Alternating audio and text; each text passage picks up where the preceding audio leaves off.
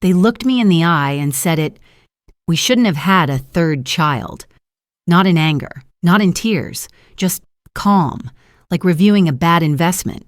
And the worst part? I didn't even flinch. I just reached for the scones I'd baked for them, blueberry, Dad's favorite, and watched them go untouched. Hi, I'm Lauren. For 28 years, I tried to be the quiet daughter, the peacemaker, the one who didn't ask for much, until they rewrote the family trust behind my back while I was lying in a hospital bed. But what they didn't expect was what I did next. Before we dive into the story, let me learn a bit about you. If you're a charming lady, please leave the number 1 in the comments. And if you're a dashing gentleman, leave the number 2. This way I can send you a special greeting. Now, let's start the story together. I parked a few houses down, letting the engine idle longer than I needed to. The Chen house looked the same. Blue shutters, the porch swing unmoved since 2011, and the same maple tree outside my old bedroom window, now bare and brittle. I balanced a container of still warm blueberry scones in one hand, nudged the car door shut with my hip, and walked up the short path lined with dry leaves the wind hadn't yet swept away. The door was unlocked. It always was. Inside, the air smelled like cinnamon and butter, but it didn't feel warm. Alyssa's voice rang sharp and clear from the dining room, already mid-performance. I slipped off my shoes, straightened the green scarf around my neck, the one Mom gave me 5 years ago in a rare moment of something like guilt, and stepped inside. "Hey," Alyssa tossed toward me without turning her head. Her wine glass was already half full. She was perched in her usual spot beside Mom, one ankle crossed over the other, gesturing as she talked about a new office opening in Portland. No one stood up. No one reached for the scones. Dad was at the head of the table, his eyes fixed on the tablet like he was reviewing quarterly numbers, not sitting at his own kitchen table. I hovered near the edge and gently slid the plate between the teapot and the butter dish. "Blueberry," I said, softer than I meant to. "Still warm." No one responded. Alyssa was mid-sentence about a client dinner, and Dad nodded the way he does when he's only pretending to listen. I waited. I looked for a pause. When one came, I leaned in slightly. "So?" "I had my opening last Friday." Dad blinked. "My solo exhibit. At the gallery downtown. Over 200 guests. The Tribune even ran a piece on it." Alyssa lifted her hand mid-sip. "Wait, Dad, tell them about the investor, the Rotary guy. You said he sounded huge." He shifted in his chair, leaned back slightly. "Oh, yeah, good kid. Reminds me of someone who listens." I closed my mouth. The scones were cooling.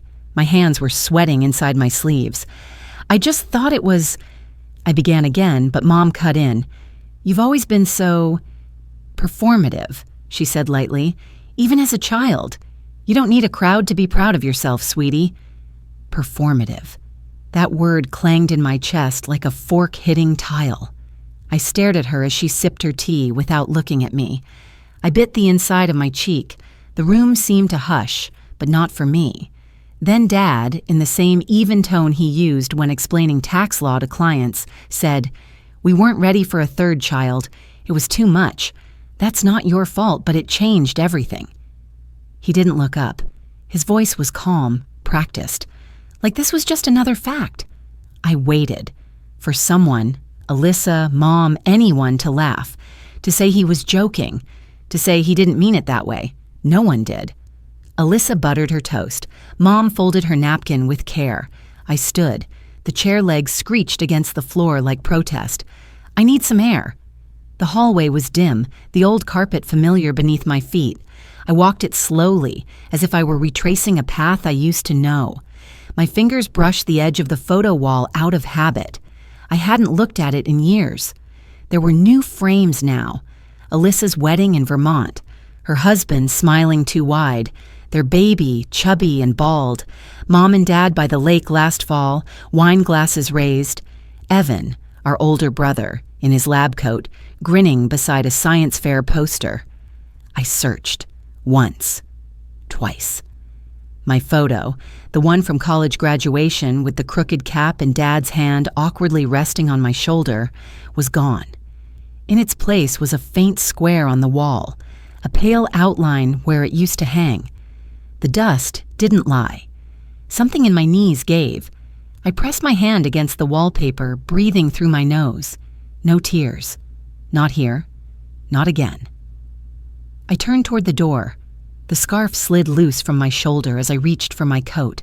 I picked it up carefully, as if even the thread remembered what it was supposed to mean.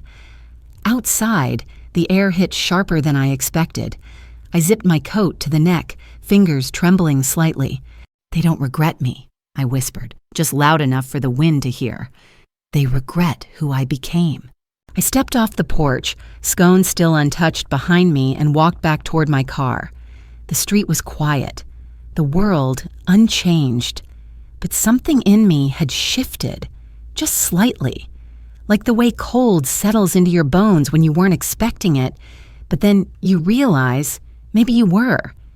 They'd reserved a private room, but the table set for me was tucked near the play corner, next to a shelf of crayons and half-torn coloring books. I paused when the hostess pointed it out. "I'm with the Chen party," I said carefully, unsure if there had been some mistake. She checked her tablet. "Yes, of course. You're right here, Miss Lauren, listed under the smaller table." I looked again. The other table, long and gleaming, centerpiece already glowing with glass and silver, was being filled with familiar laughter and polished voices. 10 seats. My parents, Alyssa, her husband, Uncle Lou, and Aunt Rena, and a few cousins. Alyssa's baby stroller was already angled neatly into the side. Beside it, her toddler smacked a spoon rhythmically against the table, the only thing grounding me in sound. I took my seat by the children's corner. The chair wobbled slightly, and the napkin on my plate had a fold mark across it, like it had been reused. I tried not to overthink it. Maybe it was a miscommunication, a late RSVP, but somewhere beneath my ribs, I knew better. The last time I felt like this, I was 9. I'd been hiding behind the curtain in our old kitchen, waiting for Mom to finish up so I could ask to open my second birthday gift early. But I stopped when I heard her whisper, "We should have stopped at 2. I don't have it in me to keep faking." Dad's voice had followed, resigned. "Too late now. Just don't let her feel it." That memory returned now, not as a thought, but as a feeling. That strange blend of knowing and hoping you're wrong. Margaret stood to give a toast once everyone had settled. "To Alyssa," she began, holding her glass just right. "Our pride, regional director finally, and to Mace and his engagement. We couldn't be prouder. Truly, you two are the joy of our lives." Cheers, clinking glasses, a smile that stretched from table end to table end. I raised my mimosa and sipped. No one looked over. No one gestured for me to join. There were only 9 names spoken. Mine wasn't one of them. I stared into the pale orange drink until it shimmered. The noise of utensils and jazz blended into a soft, dull hum. When I couldn't hold my breath anymore, I stood up and walked quietly to the restroom. The lights inside were too bright. I looked in the mirror and barely recognized the woman staring back. Same blouse, same scarf, same polite expression I'd worn since childhood. Even here, I thought, I'm positioned to vanish. I splashed water on my hands and dried them slowly, pressing each finger like it mattered. Then I walked back, hoping to slide in unnoticed. Alyssa caught me as I passed. She leaned slightly, smile pristine. "You know they only invited you so you wouldn't ruin the photos, right?" Her tone was casual, as if she were pointing out a smudge on my cheek or a hair out of place. I didn't respond. I just looked at her and nodded once. I didn't give her the win of surprise. Back at my table, my food had arrived. Barely warm eggs Benedict, one yolk already broken. I didn't eat. I reached for my phone instead, needing something to anchor me. That's when the notification buzzed. Subject: updated trust structure. Carver Holdings. My thumb hovered over the preview. The sender was a law firm I vaguely recognized from Dad's real estate ventures. I opened it. No greeting, just bullet points. Effective immediately per amended trust filed March 2021. Alyssa Chen designated sole trustee. Lauren Chen removed from beneficiary list. Lake Eden property transferred under full fiduciary control of Alyssa Chen. My breath caught. For a moment, the edges of the room softened. The toddler was still banging his spoon. Margaret was sipping coffee with a lemon wedge twist. No one else noticed the weight that had just dropped onto my chest. There it was. Not implied. Not symbolic. Not a feeling to brush off. Just words. Cold. Final. Legal. I looked down at my plate again. The scone I hadn't touched crumbled slightly at the edge, as if it understood. They hadn't just left me out emotionally. They'd erased me, properly, officially, on paper, and I hadn't even seen it coming. I scrolled to the end of the email. There was a final line, filed with cooperation and approval of current family representatives. My fingers went cold. The air in the cafe felt suddenly thin. They had done it while smiling at me, while thanking me for blueberry scones, while inviting me to brunches just far enough away from the real table. Alyssa turned to raise her glass again. To new beginnings, she beamed. I stayed quiet. I stared straight ahead, not at them, not at my screen. Somewhere in the middle. As I blinked, one line from the email pulsed in my mind, over and over, in bold black font. Alyssa Chen, sole trustee, Lake Eden Estate. I opened the storage unit with a shaky breath, the key cold in my hand. Dust floated in the narrow beams of fluorescent light, making the whole place feel like a time capsule that had never asked to be opened. I hadn't stepped foot in here for over 2 years, maybe more. Against the far wall, stacked beneath a moth-eaten blanket, were the bins marked TAX PROPERTY OLD, my handwriting, still looped and careful from when I thought documentation could guarantee belonging. I dug past a stack of expired registration papers and art school brochures until I found it. A manila folder labeled in faded ink, Lake Eden, contribution docs. Inside, creased and slightly curled, were the receipts, copies of wire transfers, and a single notarized letter with all 3 of our names on it, mine, Richard's, and Margaret's, dated June 2012, $43,000, every cent I had back then. My chest tightened. I sat cross-legged on the concrete floor, the cold biting through my jeans. I didn't cry. Instead, I took a photo of the document and emailed it to myself. Then I called Thomas Avery. He answered on the 3rd ring. Lauren Chen, he said gently, like I was still 9 years old and had just scraped my knee. Been a while. I need to confirm something. The 2021 Trust Amendment. Did I approve that? There was a pause. Papers shuffled in the background. Well, he began slowly, your signature wasn't on it, but I was told you'd given verbal approval. I had no reason to think otherwise. I didn't. Another pause, longer this time. You weren't present. In fact, I remember you were in the hospital that month. I exhaled, not because I was relieved, but because I'd been holding that breath for almost a year without knowing it. Do you still have the original 2012 letter? Yes, he said, and it's valid. Thank you, I replied. That's all I needed. The room I'd recovered in that year, post-surgery, post-impact, post-too much, came back to me in flashes. White walls, a plastic pitcher of water that never seemed cold, a dry get-well card-taped slant on the counter. The only handwriting was from Nora. No flowers, no visits, just a text from my mother the 2nd day. We're managing things. Focus on healing. At the time, I told myself it was reasonable. Everyone was busy. Finances were tight. I had always made excuses easier than I made requests, but now I saw it for what it was. That week, when I was doped on IV drips and blank stares, they rewrote the future. Neatly, legally, without me. I paced my living room before calling Alyssa. I thought I might rehearse something. But by then, my anger had calcified. When she answered, her voice was half performative warmth, half irritation. "You know what this is about," I said. There was a pause. Then she said too sweetly, "Lauren, we did what was best for everyone. Number you did what was best for you."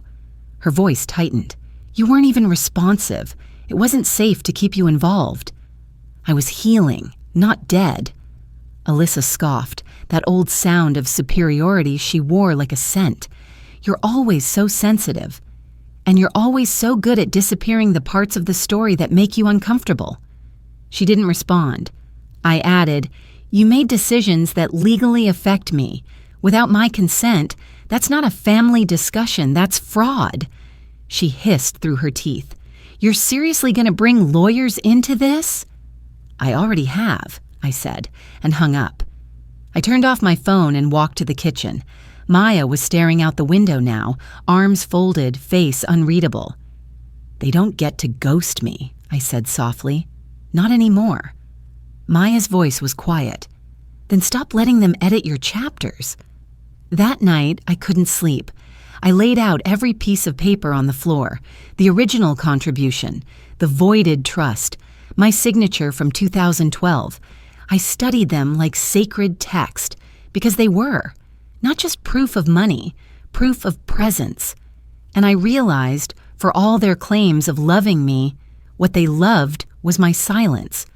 But that part of me was done, and what replaces it would not ask for approval. It would demand space. I sat back on the carpet, spine against the wall, and whispered aloud what had begun taking shape since brunch. "If they want war," I said, "they forgot who helped build their fort." My voice didn't shake. I didn't cry. Not this time. I just sat with it, and for the first time, it didn't feel like grief. It felt like strategy.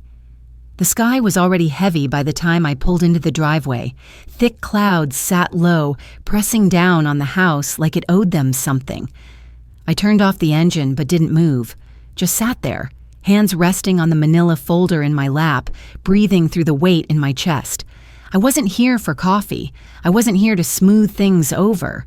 I came to return the favor. The front door opened before I knocked. Margaret stood in the frame, her expression unreadable. Maybe she'd been watching through the blinds. "Lauren," she said like I was a misplaced package, "you didn't say you were coming." "No," I replied. "I didn't." Inside, the air was muggy. The ceiling fan ticked rhythmically overhead, struggling to stir the stillness. On the table sat 4 glasses of iced coffee, condensation already pooling underneath. Alyssa was leaning against the counter, scrolling through her phone. She looked up and smirked. "Wow, no text, no call, bold." I didn't answer. I placed the envelope on the table, centered it between the coasters and the sugar jar, and took the seat closest to the window. Richard was in his usual chair, eyes on the fan, but he turned just enough to acknowledge me with a quiet, tired nod. Alyssa walked over, eyeing the envelope like it might contain coupons. "Is this about the trust? Again?" I didn't flinch. "You altered it while I was in the hospital." "We acted for the family," she said, shrugging. "You were unstable. I mean, you barely knew what month it was." I opened the envelope and slid out the original notarized contribution letter, the one from 2012 with all our names.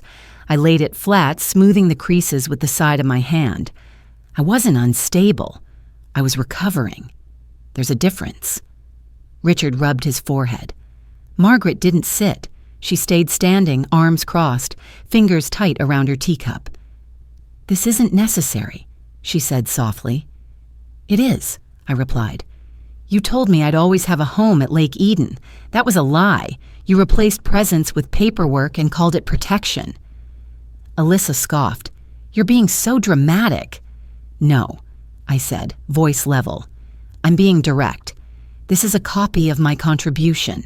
This," I pulled out the amendment dated 2021, "is the document that removed me. And this," I placed a letter from my attorney on top, "is notice of mediation."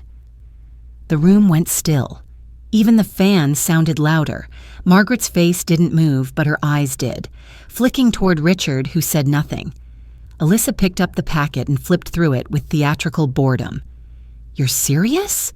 I nodded. "Dead serious. No judge is going to side with you. We'll see." She looked at me then, really looked. And for the first time, her confidence cracked just slightly.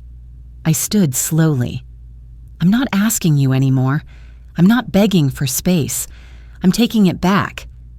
I didn't sit back down. I let the silence spread across the room like smoke. Margaret cleared her throat. "Lauren, honey, let's not escalate this. Families, we go through things. We say things we don't mean." I turned toward her. "You meant it. You just never thought I'd have the nerve to bring it back in writing." Richard finally spoke, his voice low and gravelly. "You know this doesn't change anything. We're still your family." "Then maybe you should have acted like it." I looked at him, not with anger, but with a kind of sad clarity. For years he had chosen to be the wall I could lean against, but never one that bent. His silence had always been louder than anyone's words. Alyssa tossed the envelope down on the table. "This is what you want? To drag this through court? For what? Principle?" "For truth," I said, "and for the version of me you kept trying to write out." The room felt smaller now, like the house had contracted around the weight of what had just been named. "I didn't come here to fight," I added. "I came here to reclaim what's mine." Outside, a lawnmower buzzed in the distance, faint and indifferent. The world, as always, kept moving. I reached for the doorknob. My hand was steady. No part of me hesitated. From behind me, I heard a chair shift. Richard, maybe, but no footsteps followed. I stepped out into the thick afternoon air, the door clicking shut behind me with a softness that felt too final to be accidental. The porch steps creaked under my weight. I looked out at the lawn where I once helped rake leaves every fall, where Dad once told me that hard work always earned its place. Apparently not in this family. I didn't rush to my car. I let the heat wrap around me. I let the silence stretch. By the time I reached my car, the sky had shifted. Clouds darker, heavier, as if holding back something overdue. I sat behind the wheel but didn't start the engine. My eyes drifted back to the front porch. No one watched. No one opened the door. And somehow, that hurt less than it used to, because I wasn't surprised anymore. "You'll always have a home at Lake Eden," Mom once whispered the night I wired the $43,000. She'd said it like a vow. But what is a home if it only exists in language, never in reality? That house, this family, had become a museum of curated affection. Their love depended on who was watching, what it cost, and how quiet you stayed. As I pulled away from the curb, I passed the side of the house where the garden used to bloom. It was overgrown now. Vines choked the fence, and I wondered if they noticed, or if they had grown so used to appearances they stopped seeing anything real. Back at my apartment, I carried the folder inside like it was something sacred. I didn't toss it onto the counter. I placed it down gently. The iced coffee I'd left that morning was still sitting on the table, now watered down and sweating through the paper sleeve. I picked it up, took one long sip, and stared at my own reflection in the microwave door. No cracks, no tremble, no apologies. This wasn't just about inheritance. It was about memory, ownership, history, and I had finally taken mine back. I hadn't worn the scarf in years, soft green wool frayed just slightly at the edges. It still smelled faintly like cinnamon and dryer sheets. My mother gave it to me 5 Christmases ago, wrapped without a card, handed over with a smile that never quite reached her eyes. Back then, I tucked it away, unsure if it was an apology or a placeholder. Today, I wore it, not for warmth, not for her, but because sometimes you have to carry the things you've outgrown just once more to let them go. Harmony Commons wasn't glamorous. A community hall with folding chairs and mismatched tablecloths. the kind of place where bake sales happened and book clubs met on weekday evenings. But to me, it felt like a stage. And tonight, every creak of the linoleum floor sounded like it might echo for years. Maya gave me a small nod from the back row as I stepped to the mic. Her crossword puzzle sat folded in her lap, but her eyes were fully on me. I looked out at the room, mostly women, a few men, older faces, some younger ones leaning forward. No one spoke. They didn't have to. I began. I used to think that being agreeable meant I'd be accepted, that if I didn't complain, if I showed up with baked goods and polite smiles, I'd eventually be seen. I paused. A few people nodded. My name is Lauren Chen. I'm an artist, a daughter, and, for most of my life, someone who tried not to take up too much space. I reached into the folder I had brought. Slowly, deliberately, I unfolded a worn piece of lined paper. The ink was smudged in one corner. I wrote this when I was 11. Someday, I'll matter. I'll be good enough that no one regrets me. I didn't look up. Not yet. My family didn't yell or throw things. Their cruelty was quieter. Erasure. Dressed as indifference. Exclusion. Masked as order. They said they loved me, but only in the past tense, only in revision. A ripple passed through the room, like everyone shifted in their seats at once, but didn't know why. Then, from the aisle, I saw a figure rise. Alyssa, hair perfect, posture sharper, smile already fixed in place. I'm sorry, she said, approaching the mic. I wasn't planning to speak, but I think some context is important here. I stepped back. She's been under a lot of stress, Alyssa continued, her voice polished. After her accident, there were complications. Her memory doesn't always match up. We all love her, truly. But sometimes love means setting boundaries, even if they hurt. There was a pause. Not from her, from everyone else, the kind that dares you to pick a side. I stepped forward again. She's right, I said. I did break. A few murmurs. And do you know why?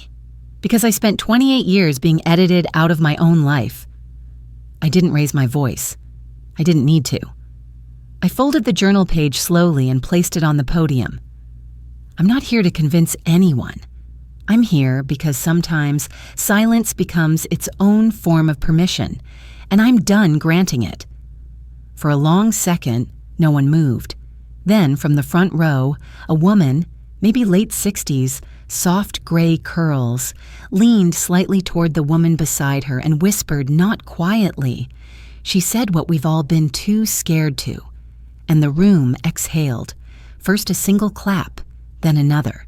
Then the kind of applause that doesn't surge but spreads, like something catching fire in a quiet field.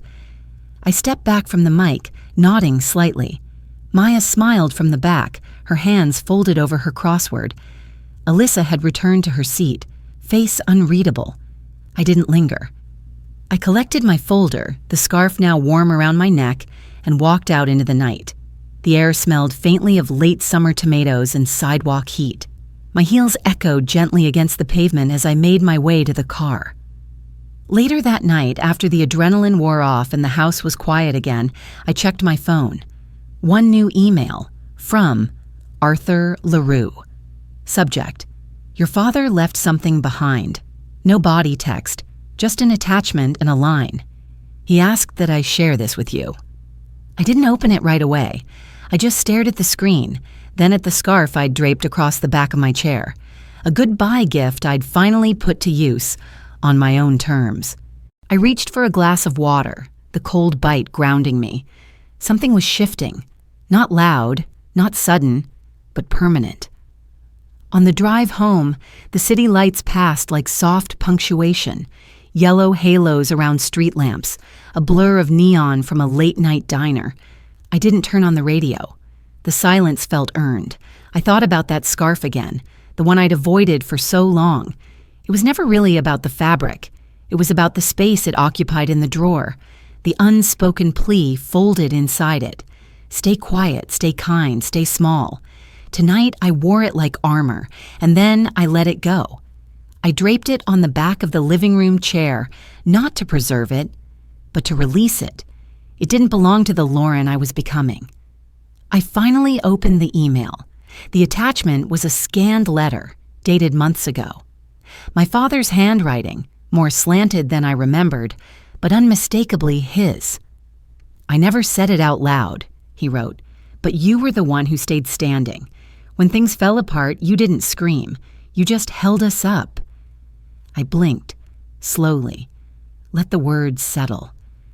"I regret many things, but not you." There was no closing, no apology, just that one line, centered on the page like it had been waiting for years to be said. My hands didn't shake. I printed the letter and placed it beside the journal page I had read hours earlier. The child who once wrote, "Someday I'll matter," was finally answered, not by validation, but by recognition. I poured a fresh glass of water and stepped out onto the small balcony. The city buzzed softly beneath me. A breeze tugged gently at my sleeves. Inside, the folder still sat on the table. Evidence, story, truth. But tonight, I didn't need to reread it. I had spoken, and I had been heard. Peace isn't inherited. It's built. I kept whispering that line to myself as I drove through the winding October roads toward Lake Eden.